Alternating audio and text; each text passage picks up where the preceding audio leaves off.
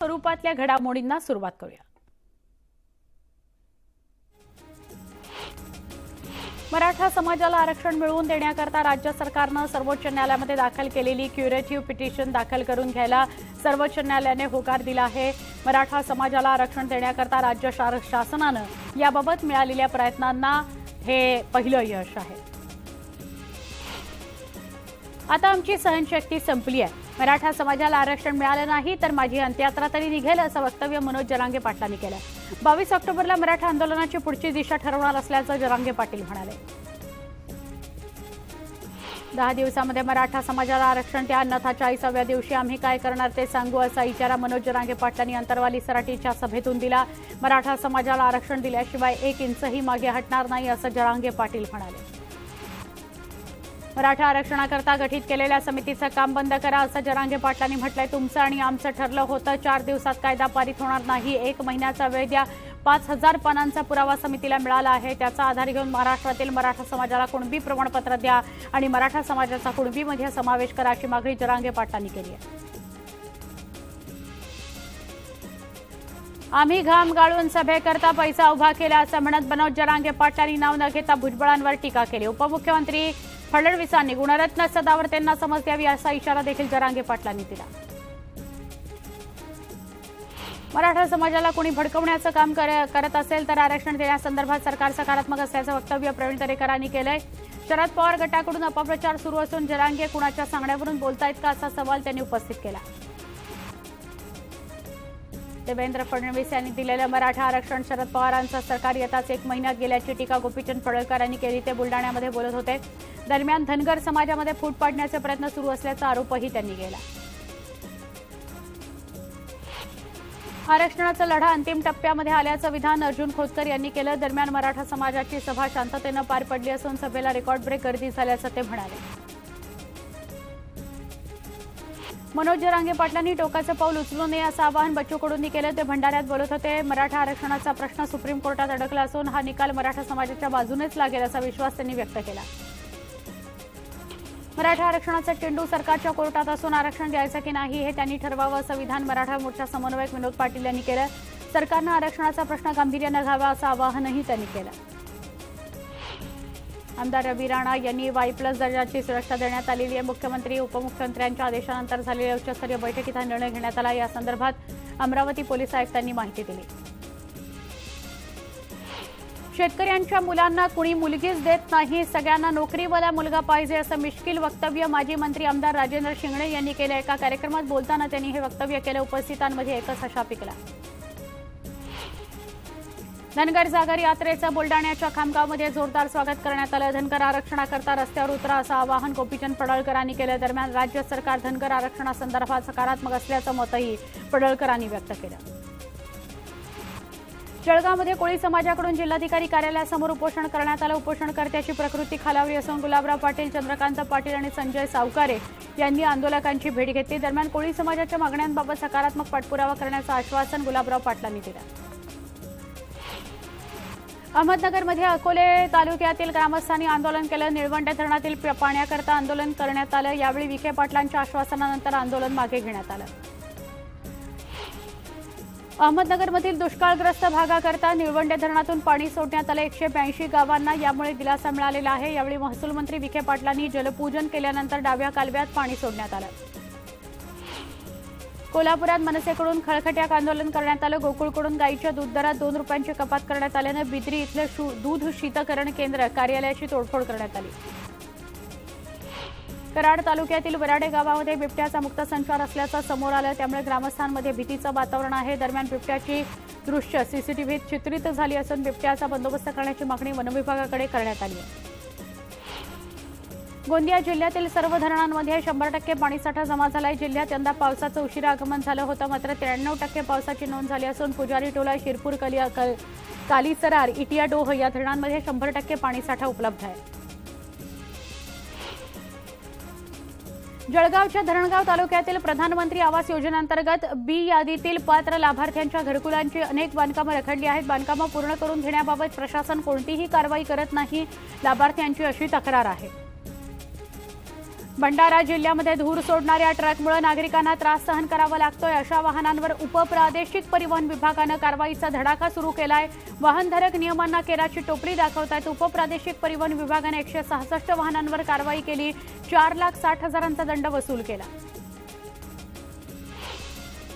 वाशिम जिल्ह्यात चिकनगुनिया आजाराचा प्रादुर्भाव दिवसेंदिवस वाढतोय।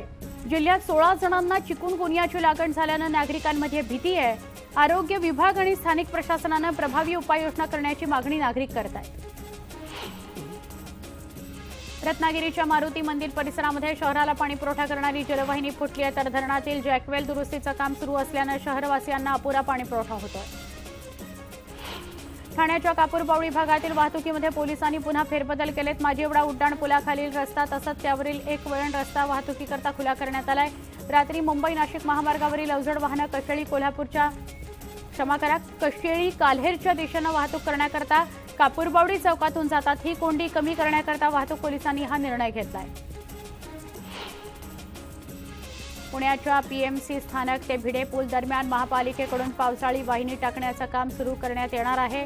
त्यामुळे पुढील 2 महिने वाहतूक व्यवस्थेत बदल करण्यात येणार आहेत। गरज भासल्यास केळकर रस्ता मार्गे भिडे पुलावरून डेक्कन जिमखान्याकडे जाणारी वाहतूक बंद ठेवण्यात येणार आहे। म्हाडाच्या कोकण मंडळाला सोडतीसाठी ठाण्यातील माजिवडा इथल्या 312 घरं उपलब्ध होणार आहेत। मात्र आता ही घरं सोडतीत न घेता ती प्राप्तिकर विभागाला विकण्यात येणार आहेत। या मोबदल्यामध्ये कोकण मंडळाला 254 कोटी रुपये महसूल मिळणार असल्याचं सांगण्यात येत आहे। ठाणे मेट्रो कारशेडच्या खर्चात 200 कोटींची वाढ झाली आहे। या कामाकरता 905 कोटी रुपयांच्या अवाढव्य अशा ठेक्यास MMRDAनं नुकतीच मंजुरी दिली आहे। मूळ निविदा रकमेपेक्षा 200 कोटी रुपयांनी जास्त आहे। 24% अधिक रकमेचं हे कंत्राट वादात सापडण्याची चिन्ह आहेत, तर प्राधिकरणानं मात्र या प्रकरणाचं खापर थेट सल्लागार कंपनीवर फोडलंय। नवरात्रोत्सवादरम्यान रात्री उशिरापर्यंत मुंबईकरांना मेट्रोची सेवा उपलब्ध करण्यात येणार आहे। मुख्यमंत्री एकनाथ शिंदे यांनी याबाबत निर्णय जाहीर केला आहे। नवरात्रोत्सवादरम्यान मेट्रो 2A आणि मेट्रो 7 या मार्गिकांवर अतिरिक्त 14 फेऱ्या वाढवण्यात आल्या आहेत। महत्त्वाचं म्हणजे शेवटची मेट्रो रात्री 10:30 ऐवजी 12:30 वाजता सोडण्यात येणार आहे।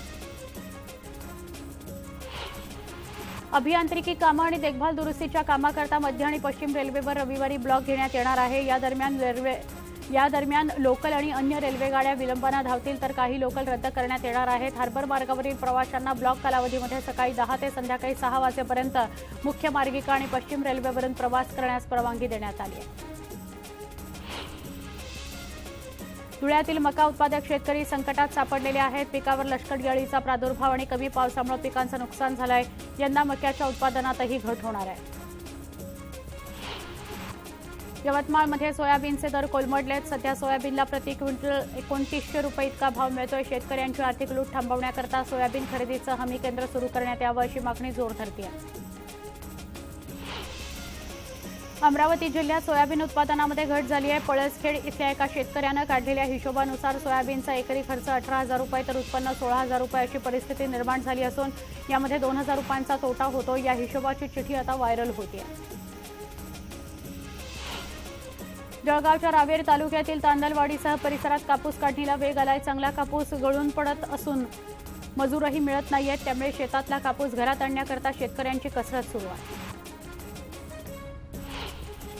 राज्यातून मान्सूनचा परतीचा प्रवास पूर्ण होण्याच्या टप्प्यावर असतानाच अनेक गावं अद्यापही पाण्याअभावी तहानलेलीच असल्याचं भीषण वास्तव समोर आलं। यंदा ऑक्टोबर महिन्यापासून राज्यातील 992 वाड्यांना तर 314 गावांना टँकरनं पाणीपुरवठा केला जातोय। पुणे, सातारा, सांगली, सोलापूर आणि कोल्हापूर या पश्चिम महाराष्ट्रातील 5 जिल्ह्यांमध्ये सर्वाधिक टँकरनं पाणीपुरवठा केला जात असल्याचं दिसून येत आहे। हिंगोलीतील आखाडा बाळापूर तालुका निर्मितीच्या मागणीकरता साखळी उपोषण करण्यात आलं। गेल्या 30 वर्षांपासून ही मागणी केली जाते। या संदर्भात अनेकदा आंदोलनं करूनही मागणी पूर्ण झाली नसल्याचा आरोप नागरिकांनी केला आहे। सांगलीतील डॉक्टर बाबासाहेब आंबेडकर मागासवर्गीय शासकीय वसतिगृहातील विद्यार्थ्यांनी अन्नत्याग आंदोलन पुकारलं। वसतिगृहामध्ये निकृष्ट दर्जाचं जेवण मिळत असल्याचा आरोप आंदोलकांनी केला। मानवी तस्करी विरोधात जनजागृती करण्याकरता अमरावती शहरात पदयात्रा काढण्यात आली। या पदयात्रेत मानवी तस्करी विरोधी आशयाचे बॅनर झळकावण्यात आले। या रॅलीनं नागरिकांचं लक्ष वेधून घेतलं। चंद्रपुरात वॉक फॉर फ्रीडमचं आयोजन करण्यात आलंय। या रॅलीत विधी आणि सेवा प्राधिकरणाच्या पुढाकारानं चंद्रपूर शहरातील महाविद्यालयीन विद्यार्थ्यांनी मोठा सहभाग घेतला। या माध्यमातून आधुनिक समाजाला भेडसावणाऱ्या प्रमुख समस्येवर चिंतन आणि मार्गदर्शन करण्यात आलं। यवतमाळमध्ये विजन रेस्क्यूने वॉक फॉर फ्रीडम ही मानवी तस्करी आणि गुलामगिरी विरोधात रॅली काढली। जिल्हा न्यायालयापासून या रॅलीला सुरुवात झाली। या रॅलीत महाविद्यालयातील विद्यार्थी आणि विधी स्वयंसेवकांनी सहभाग घेतला। गडचिरोली पोलिसांनी एका जहाल नक्षलवाद्याला अटक केली आहे। चैनूराम असं त्याचं नाव आहे। त्याच्यावर 16 लाखांचं बक्षीस जाहीर करण्यात आलं होतं। याच वर्षी झालेल्या हिरेकर चकमकीचा तो मुख्य सूत्रधार असल्याची माहिती आहे। नवी मुंबईतील एका पबमध्ये दारू द्यायला नकार दिल्यानं ग्राहकाने थेट पिस्तूल काढल्याचं समोर आलंय। ही घटना सीसीटीव्हीत कैद झाली आहे। ग्राहकानं दारूची मागणी करूनही दारू न दिल्यानं संतप्त ग्राहकानं थेट पिस्तूल काढलं। या प्रकरणी एपीएमसी या पोलीस ठाण्यात गुन्हा दाखल करण्यात आलाय। अहमदनगर शहरातील तारकापूर या परिसरामध्ये भरधाव कारनं दुचाकीला धडक दिली। यामध्ये दुचाकीवरील युवक गंभीर जखमी झाला आहे। या युवकाला अहमदनगरच्या शासकीय रुग्णालयात दाखल करण्यात आलंय।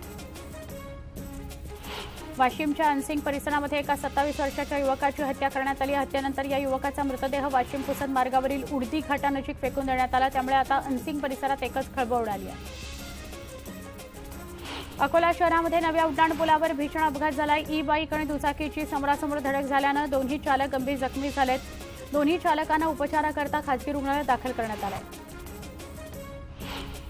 पुणे बंगळुरू महामार्गावर कराडजवळ भीषण अपघात झालाय। 4 चाकी वाहनानं ट्रकला पाठीमागून धडक दिल्यानं झालेल्या या अपघातात 3 जणांचा जागीच मृत्यू झालाय। मृतांमध्ये कोल्हापूरच्या पोलिसाचा समावेश आहे। कराड तालुक्यातील पाचवड फाटा इथं अपघात झाला। या अपघातामुळे महामार्गावरील वाहतूक काही वेळासाठी विस्कळीत झाली होती। पुण्याच्या नवले पुलावर पुन्हा अपघात झालाय। सिमेंटनं भरलेल्या ट्रकने कार आणि बाईकला धडक दिली। या अपघातात सुदैवानं कुठलीही जीवितहानी झालेली नाही, पण कार आणि बाईक चालक गंभीर जखमी झालेत। वाहनांचं मोठं नुकसान झालंय। सैन्य दलात नोकरीचा मीठ दाखवून पुण्यामध्ये 42 मुलांना 2.25 कोटींचा गंडा घालण्यात आलाय। कोंढवा पोलिसांनी आरोपी पांडुरंग शेळकेला सांगलीतून अटक केलेली आहे। आरोपीनं मुलांना बनावट प्रवेशपत्रिका वाटून त्यांची वैद्यकीय चाचणी देखील केल्याचं समोर आलंय। परभणी पाथरी महामार्गावरील खासगी वसतिगृहामध्ये राहणाऱ्या विद्यार्थ्यांना गळफास लावून घेत आत्महत्या केली। स्वप्नील चव्हाण असं मुलाचं नाव आहे। आत्महत्येचं कारण अस्पष्ट आहे। या प्रकरणी पाथरी पोलीस अधिक तपास करत आहेत। चंद्रपूरचं आराध्य दैवत माता महाकाली मंदिरातील महोत्सवाला 19 ऑक्टोबरपासून सुरुवात होती आहे। सलग दुसऱ्या दिवशी हा महोत्सव आयोजित केला जात आहे। महाकालीच्या मूर्तीचं नगर भ्रमण केलं जाईल। त्यानंतर महोत्सवाला सुरुवात होणार आहे। यानिमित्त विविध पारंपरिक कार्यक्रम आयोजित करण्यात आले। धुळ्यातील एकविरा देवीच्या मंदिरात शारदीय नवरात्रोत्सवानिमित्त जय्यतयारी करण्यात येते। नवरात्रीच्या देवीच्या दर्शनाकरता लाखो भाविक एकत्र येत असतात। या कालावधीत मंदिर 24 तास दर्शनाकरता खुलं ठेवण्यात येणार आहे।